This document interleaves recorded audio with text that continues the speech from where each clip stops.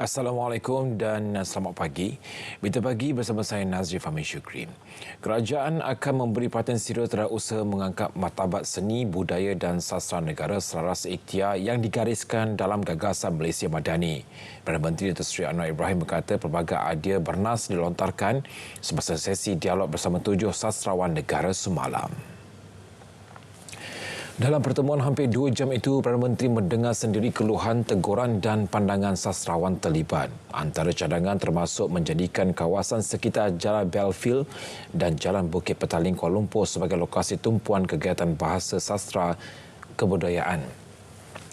Turut dibincangkan pembelajaran karya agung sastra tempatan dan dunia di samping peranan Akademi Seri Budaya dan Warisan Kebangsaan Aswara dalam pengajian berkaitan sastra. Perdana Menteri juga menyarankan agar karya sastrawan negara dijadikan canda hati kepada tetamu kerajaan selain diedar di Kedutaan Malaysia di luar negara. Antara sastrawan negara yang hadir, Dato' Dr. A. Samad Said, Profesor Emeritus Muhammad Saleh, Dato' Dr. Muhammad Anwar Haji Ridwan, Dato' Dr. Zurina Hassan dan Profesor Dato' Dr. Siti Zainul Ismail. Perdana Menteri menzairkan ucapan takziah kepada keluarga pelukis komik legenda Malaysia Rizalman yang meninggal dunia pagi semalam. Perdana Menteri menyefatkan Rizalman atau nama sebenarnya Muhammad Razali Osman mempunyai jasa yang cukup besar dalam industri lukisan dan perusahaan komik di negara ini.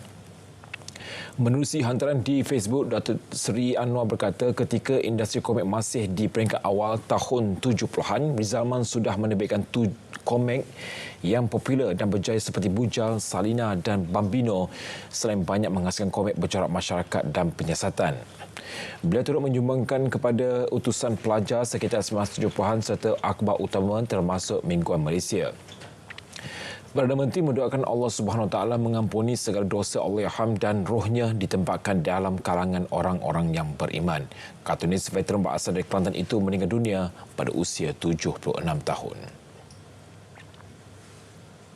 Dalam pada itu, Datuk Seri Anwar pada Jumaat meluangkan masa bertemu dengan pelakon terkenal India Kamal Haasan yang kini berada di Malaysia bagi mempromosikan filem Indian 2. Menerusi hantaran di Facebook, Perdana Menteri berkata beliau meluangkan masa kira-kira 30 minit untuk berbicara dan bertukar pandangan berkait industri perfilman termasuk ketegasan terhadap rasuah.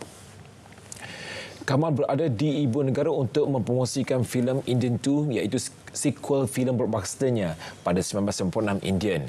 Filem Indian yang dikeluarkan pada 1996 menampilkan Kamal sebagai pejuang kemerdekaan membentang rasuah di India sekaligus mewujudkan konflik dengan anaknya yang terlibat dalam amalan rasuah.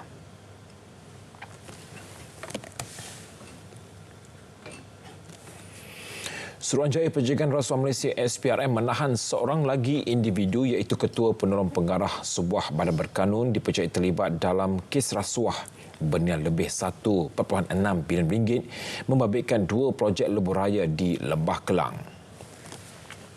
Suspek dipercayai menerima wang rasuah lebih RM146,000 daripada satu syarikat sebagai balasan bagi mendapat kontrak kerja membabitkan pembinaan sebuah lebuh raya. Suspek ke-10 itu ditahan di Ibu Pejabat SPRM 10 malam semalam selepas hadir beri keterangan.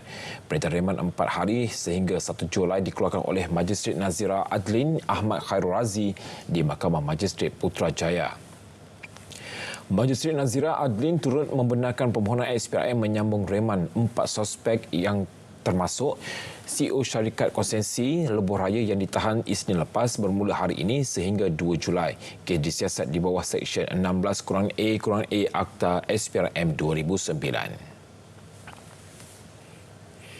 Jabatan Imigresen Malaysia akan beri kerjasama penuh serta tulus dan adil kepada PDRM berhubung insiden seorang pengarah syarikat pekerja asing yang mendakwa dipukul pegawai imigresen semasa ditahan dalam operasi penguasaan jabatan itu baru-baru ini. Ketua pengarahnya Datuk Rusdin Jusoh memaklumkan pada masa sama pihaknya sedang menunggu laporan lengkap daripada Imigresen Wilayah Persekutuan Kuala Lumpur dan seterusnya akan meneliti dakwaan tersebut. Sekiranya didapati berlaku tindakan pelanggaran SOP atau penyalahgunaan kuasa oleh pegawai terlibat, tindakan dan hukuman tegas akan diambil. Katanya imigresen memandang serius kes penyalahgunaan kuasa melibatkan pegawai dan tidak akan berkompromi terhadap mana-mana pegawai yang melakukan pelanggaran SOP sehingga mencemarkan nama baik dan imej jabatan. 21 keluarga di kampung Makau Suah Sungai Bakap ditawarkan rumah mampu milik oleh Kerajaan Negeri Pulau Pinang. Penduduk berkenaan sebab ini melahirkan kebimbangan susulan tanah diduduki sejak lebih 70 tahun lepas akan diambil semula pemiliknya. Timbalan Ketua Menteri Satu Pulau Pinang Datuk Dr. Muhammad Abdul Hamid berkata tawaran pembelian rumah berharga RM42,000 itu merupakan penyelesaian terbaik boleh diberikan kepada penduduk.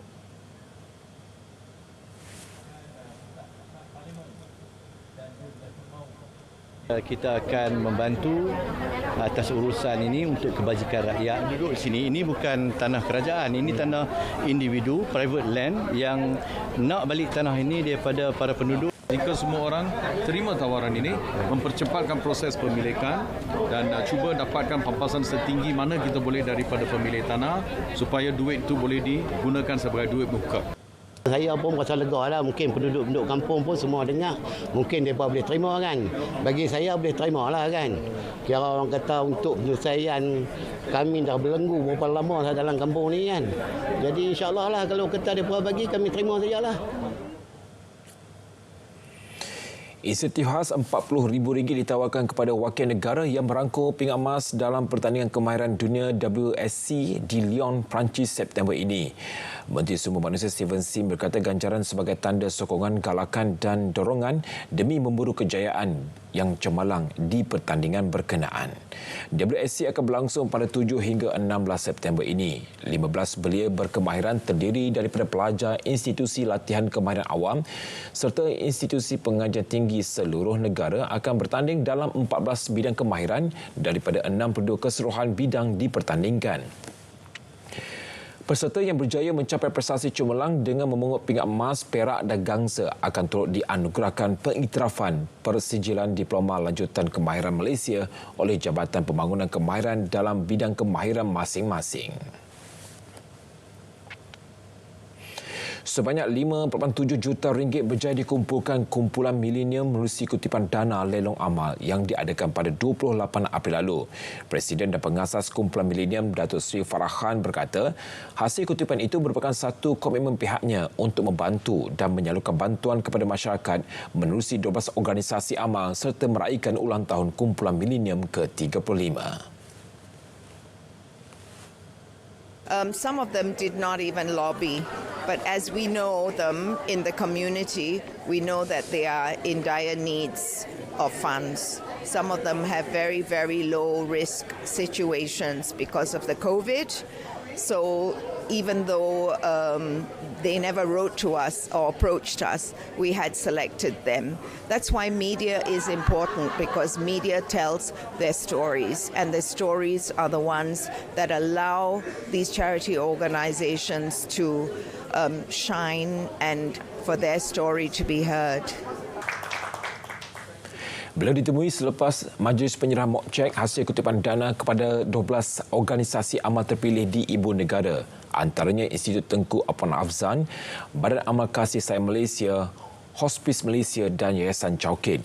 92 barangan telah dilelong termasuk Max Mara Teddy Coat, edisi Terhad, tiket pergi balik ke London melalui Qatar Airlines, ekspedisi hidupan liar pilihan WWF Malaysia, karya seni dan sorotan istimewa tiket pembukaan Sukan Olimpik.